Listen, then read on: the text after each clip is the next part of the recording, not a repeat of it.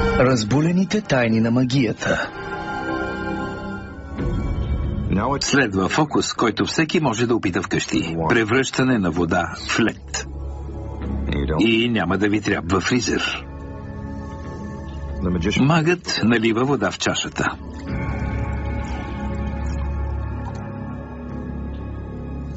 Разклаща я. Абракадабра. И водата я няма. Има лед. Как го направи?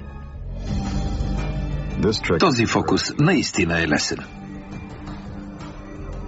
Ледът си е в чашата от самото начало. На дъното й има една гъба. Ето я. Добре е гъбата да е в същия цвят като чашата. Купчето лед стои върху гъбата. Когато магът налее вода, гъбата я попива.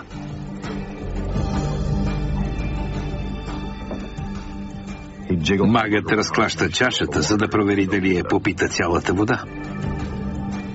Малко магически жестове и ето ви лед вместо вода. Съвсем просто е.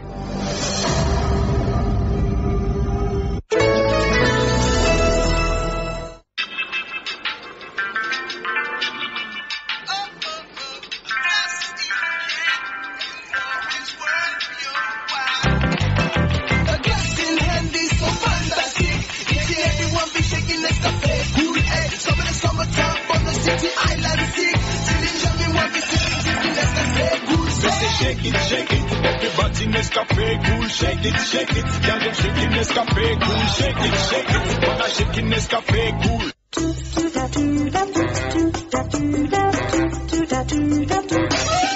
Горките ми крака